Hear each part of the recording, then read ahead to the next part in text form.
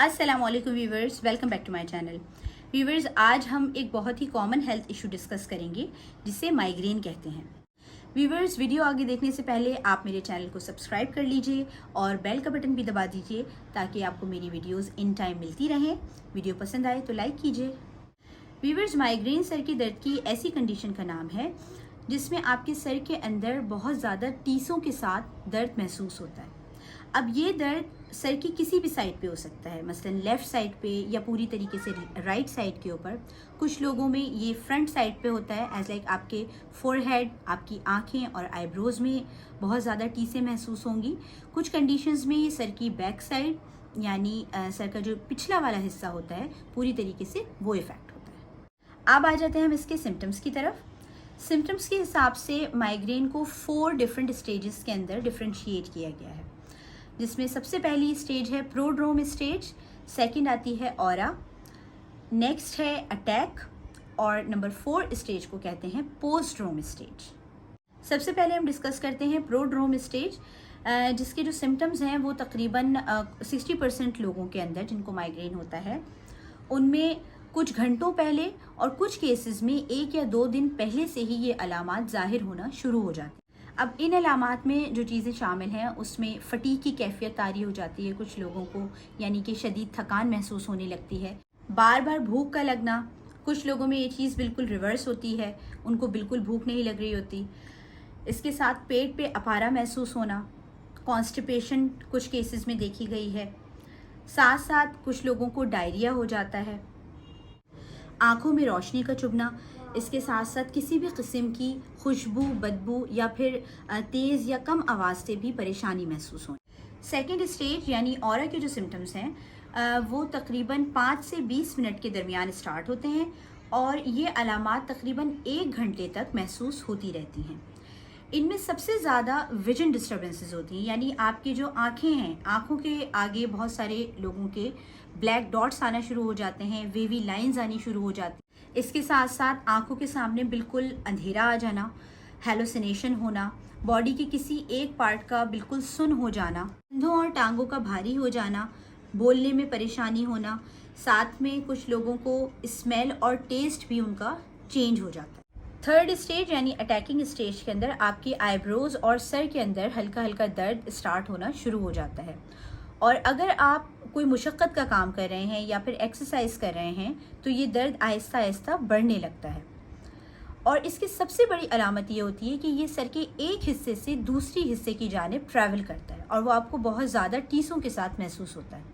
अब क्योंकि ये दर्द सर के एक हिस्से से दूसरे हिस्से में ट्रैवल करता है तो इसलिए कभी कभी ये दर्द पूरे सर के अंदर भी बहुत ज़्यादा टीसों के साथ महसूस होने लगता है।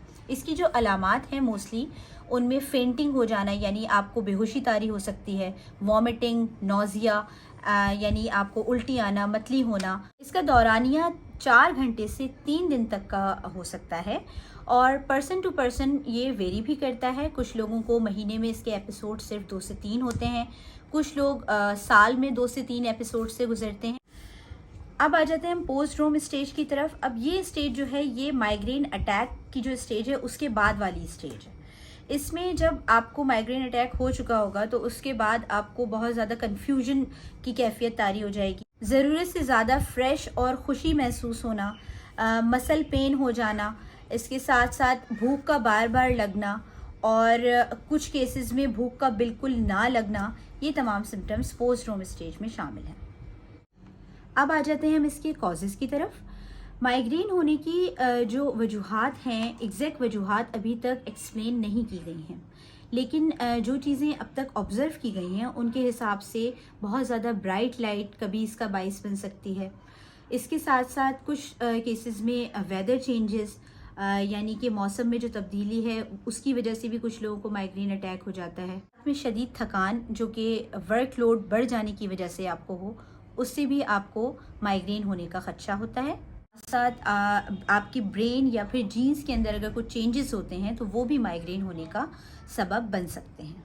अब आ जाते हैं हम इसके ट्रीटमेंट की तरफ। इसकी ट्रीटमेंट में मोस्टली 2 तरह की मेडिकेशंस पेशेंट को दी जाती हैं, जिनमें पेन रिलीविंग मेडिकेशंस और प्रिवेंटिव मेडिकेशंस शामिल हैं।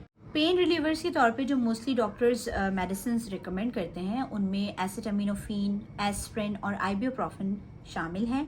इसके अलावा ट्रिप्टन्स जिनमें सूमाट्रिप्टन और रिजाट्रिप्टन जैसी मेडिकेशंस शामिल हैं, लेकिन ये जिन लोगों को हार्ट अटैक या फिर हार्ट स्ट्रोक हो चुका होता है उनके लिए सूटेबल नहीं होती। इसके अलावा डाईहाइड्रोएर्गोटामिन नेजल स्प्रेज और इंजेक्शंस डॉक्टर्स रिकमेंड करते हैं, लेकिन ये भी जिन लोगों को कोरोनरी हार्ट डिजीज़ हो या किडनी डिजीज़ हो, लिवर डिजीज़ हो और हाई ब्लड प्रेशर ख़ासतौर पर जिन लोगों को होता है उनमें ये मेडिसिन रिकमेंड नहीं की जाती। इसके अलावा बहुत सी ओपियोइड मेडिकेशन और एंटी एमेटिक ड्रग्स जैसे क्लोरप्रोमाजीन और मेटोक्लोप्रामाइड भी डॉक्टर्स रिकमेंड करते हैं। प्रिवेंटिव मेडिकेशंस में जो डॉक्टर्स मोस्टली रिकमेंड करते हैं उनमें एंटी डिप्रेसेंट्स, इसके साथ साथ बीपी लोअरिंग मेडिकेशंस, मेटोप्रोलॉल और वेरापेमिल जैसी ड्रग्स शामिल हैं। सो व्यूअर्स, आज हमने डिस्कस किया माइग्रेन के मुतालिक, जो कि एक बहुत ही कॉमन हेल्थ इशू है। यकीनन आपको वीडियो पसंद आई होगी। अगर वीडियो के मुतालिक कोई भी क्वेश्चन हो तो आप मुझसे कमेंट सेक्शन में कमेंट करके पूछ सकते हैं। नेक्स्ट टाइम किसी और टॉपिक के साथ, किसी और अच्छी वीडियो के साथ मुलाकात होगी। जब तक के लिए अल्लाह हाफिज़।